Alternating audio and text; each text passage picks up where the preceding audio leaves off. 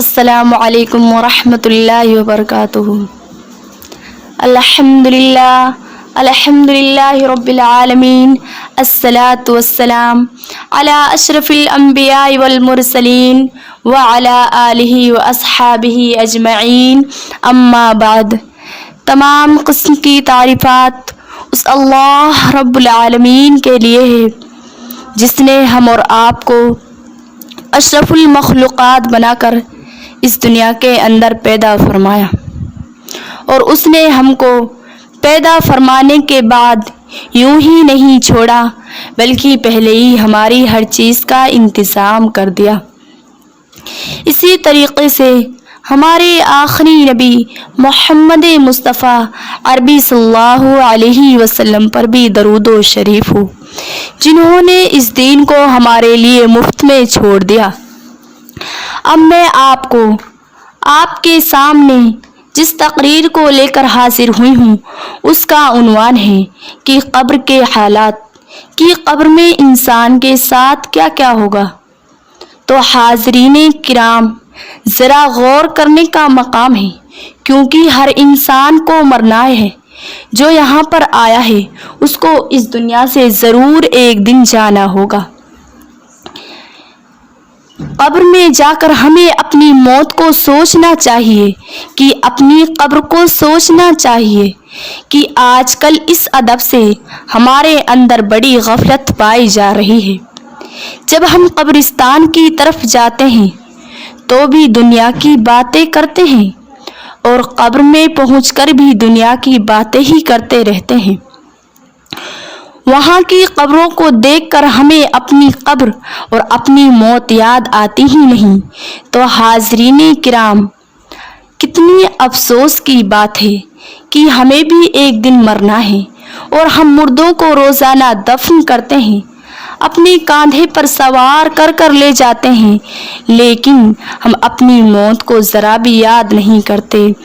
حالانکہ قبرستان جانے کا اصل ادب یہی ہے کہ وہاں جا کر اپنی موت کو انسان یاد کر لے، تاکہ وہ اپنی موت کو یاد کر لے اور قبر کی تیاری کر لے، اپنے مرنے کو سوچے، اور مرنے کے بعد اپنے قبر کے احوال کو سوچے کہ ہمارے ساتھ کیا ہوگا۔ تو حاضرین کرام، اللہ تبارک و تعالی ہم سب کو عذاب قبر سے محفوظ رکھے، اور ہم سب کو زیادہ سے زیادہ قبر کے بارے میں سوچنے کی توفیق عطا فرمائے، آمین۔ اور یہ سوچے کہ آج یہ لوگ جو قبرستان میں مدفون ہیں، یعنی جو قبروں میں دفن کیے گئے ہیں، ایک وہ وقت تھا جب یہ بھی ہماری طرح دنیا میں کھاتے پیتے تھے، رہتے سہتے تھے، لیکن ناظرین کرام، آج اپنی قبروں کے اندر عذاب میں مبتلا ہیں یا ثواب میں، یہ ہم کو نہیں معلوم، یہ تو اللہ تبارک و تعالی ہی کو پتہ ہے۔ تو میں آج آپ کو بتانا چاہوں گی، جب انسان کو قبر کے اندر رکھا جاتا ہے تو اس سے کیا کیا سوالات ہوتے ہیں۔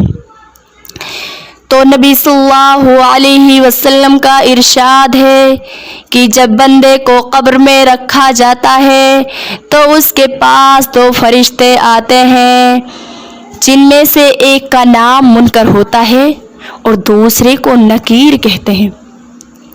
وہ اس آدمی کو بٹھالتے ہیں، اگر وہ حاضرین کرام، اگر وہ انسان یعنی وہ بندہ اگر مومن ہوتا ہے تو فرشتوں کے سوالوں کا جواب بڑی آسانی کے ساتھ دے دیتا ہے۔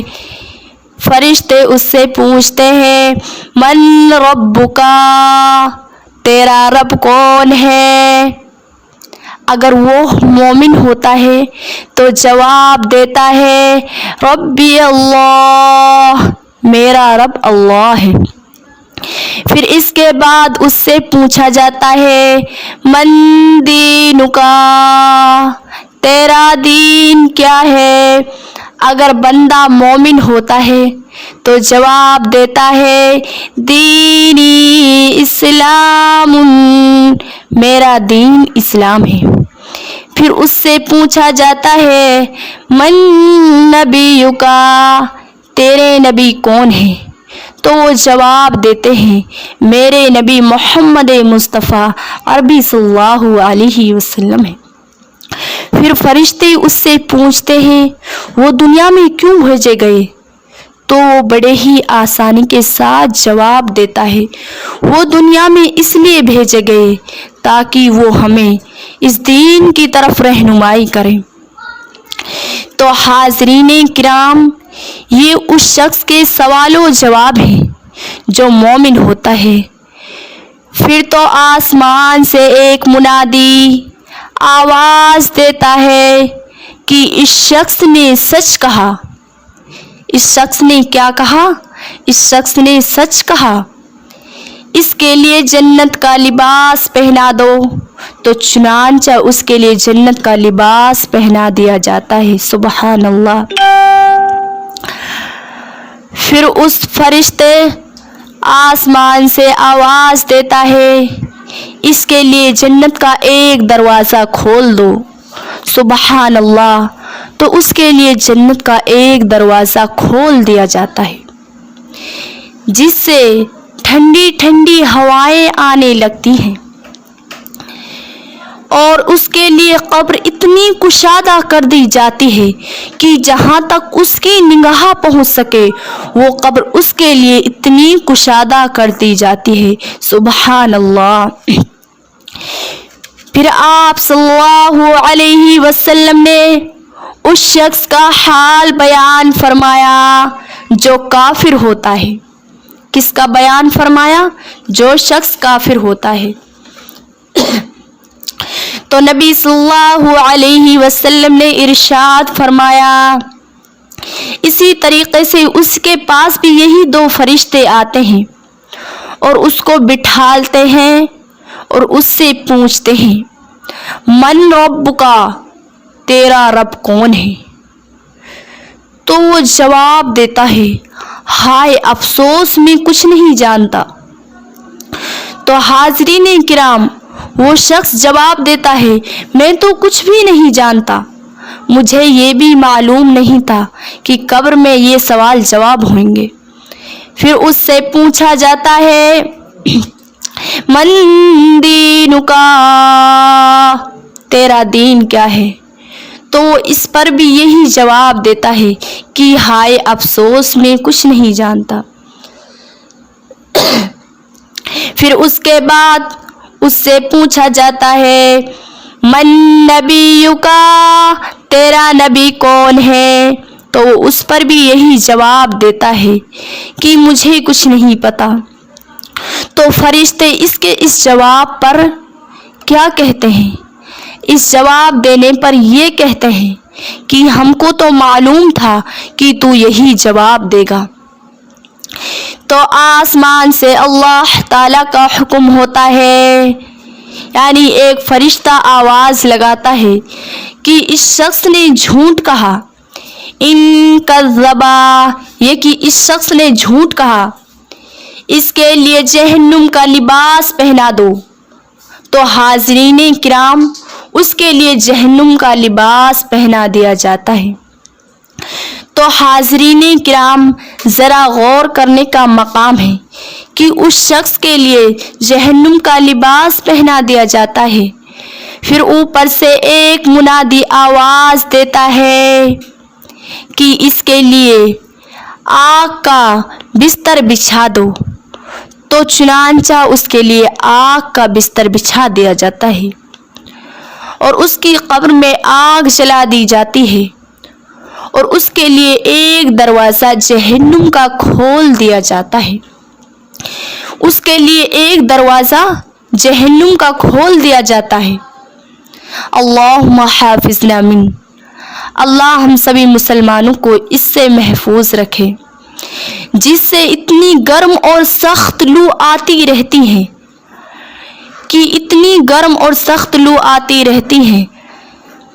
پھر اسی طریقے سے نبی صلی اللہ علیہ وسلم نے ارشاد فرمایا یا تو قبر آخرت کی منزلوں میں سب سے پہلی منزل ہے، یعنی اگر یہ منزل آسانی سے طے ہو گئی تو بعد والی ساری منزلیں آسانی سے طے ہو جائیں گی۔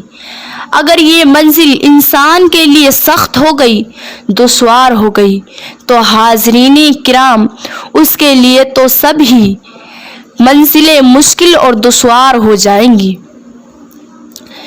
تو میں آپ کو بتا دوں کہ اس کے لیے عذاب دینے کے لیے ایک گرز ہے۔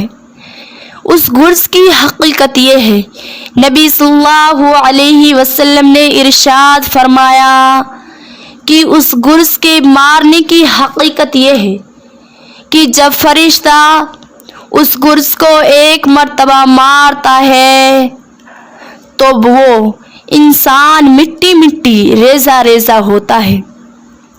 تو نبی صلی اللہ علیہ وسلم نے اس کی مثال یوں ارشاد فرمائی کہ اس گرز کی حقیقت یہ ہے، اگر اس گرز کو پہاڑ پر مار دیا جائے تو پہاڑ بھی ضرور مٹی مٹی ہو جائے گا۔ تو حاضرین کرام، میں آپ کو یہی بتانا چاہوں گی کہ جب اس گرز کے مارنے سے پہاڑ بھی مٹی مٹی ہو جائے گا اور ریزہ ریزہ ہو جائے گا، تو حاضرین کرام ہم لوگوں کا کیا حال ہوگا؟ تو اللہ تبارک و تعالی سے دعا ہے، یا اللہ ہم سب کو عذاب قبر سے محفوظ رکھے، آمین۔ یا اللہ ہم سبھی مسلمانوں کو 5 وقتہ نماز روزے کا پابند بنا، آمین۔ یا اللہ جتنے مسلمان نماز نہیں پڑھتے ان سب کو نماز پڑھنے کی پابندی عطا فرما۔ یا اللہ ہم تجھ سے آج تیرے دربار میں بڑی عاجزی اور انکساری کے ساتھ تجھ سے دعائیں کر رہے ہیں، یا اللہ تو ہماری دعاؤں کو قبول فرما لے۔ وآخر الدعوانا الحمدللہ رب العالمین۔ السلام علیکم ورحمۃ اللہ وبرکاتہ۔